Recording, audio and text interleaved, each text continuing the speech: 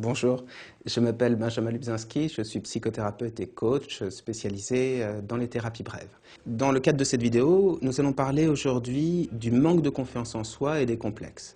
Alors, ce qui est important dans un premier temps, c'est de bien faire la différence entre manque de confiance en soi, complexe et timidité. Ils vont souvent de pair, mais ce n'est pas forcé. Vous avez beaucoup de personnes qui souffrent d'un grand manque de confiance en soi, mais qui arrivent tout à fait à parler à d'autres personnes, à prendre la parole en public. Donc on va bien faire la séparation. Qu'est-ce que c'est que le manque de confiance en soi? C'est tout un lot de cognitions, tout un lot d'idées qui vont être centrées autour de la dévalorisation, du regard des autres, du jugement, de la comparaison. C'est-à-dire que les personnes qui manquent de confiance en elles vont pouvoir passer un examen dans le cadre de leur école, vont pouvoir, par exemple, parler, prendre la parole en public, mais tout va leur coûter beaucoup plus d'énergie. Elles vont se dire, je ne vais pas être capable, ou bien ce que je suis en train de dire n'est pas très intéressant. On va se dire qu'on est nul, ou on va se dire que les autres personnes sont bien plus efficaces, valent bien mieux que nous. En gros, le manque de confiance en soi, c'est un sentiment diffus de dévalorisation. Et bien entendu, le manque de confiance en soi se traduit généralement par des complexes.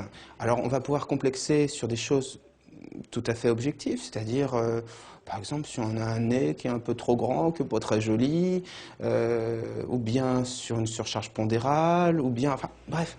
On peut complexer soit sur des choses qui sont objectives, soit sur des choses qui sont totalement subjectives. Mais ça n'a pas d'importance, c'est-à-dire que les personnes qui ont des complexes, qui manquent de confiance en elles, vont souffrir d'une manière très importante de ce qui va pouvoir sembler un détail aux autres, mais qui va être pour elles le centre de leur existence et un point très très important. Alors, comment faire, comment ça marche le manque de confiance en soi, comment ça marche les complexes? C'est la même chose que le stress. On parle de stress social d'ailleurs à propos du manque de confiance en soi et des complexes.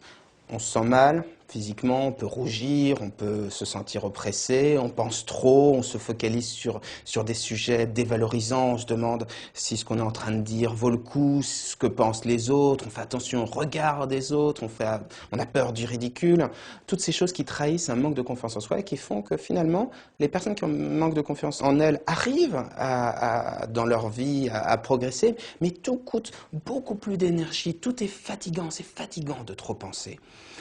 Alors, qu'est-ce qu'on peut faire? Vous avez tout un lot d'activités qui ont vraiment un impact positif, c'est-à-dire si vous faites du théâtre, encore mieux, si vous travaillez dans le cadre de ligues d'improvisation, si vous faites des sports de combat ou bien de la danse, toutes les choses qui vont permettre d'apprendre à s'extérioriser, à accepter son corps, à ne pas avoir peur de se battre, à aller de l'avant sans se poser de questions, tout ce qui va vous faire avoir des comportements spontanés. Toutes ces choses-là vont avoir un impact très positif sur le traitement de la confiance en soi et des complexes. Et il n'est jamais trop tôt ou trop tard pour commencer. Si ce n'est pas suffisant ou si ça semble quelque chose de trop difficile à mettre en place, n'hésitez pas à consulter.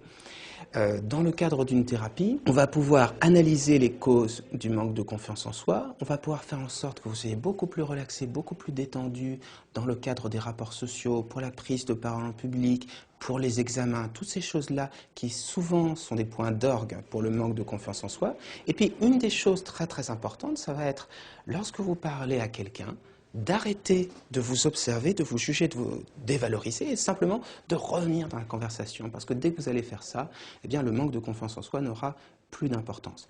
Ce sont des choses qui se traitent bien en thérapie, c'est pas très difficile à soigner, ça demande un petit peu de travail, ça demande généralement entre 5 à 10 consultations, enfin ça dépasse rarement ce nombre de séances, et ça vaut tout à fait la peine de le faire, puisque même si on peut vivre avec, c'est tellement plus léger.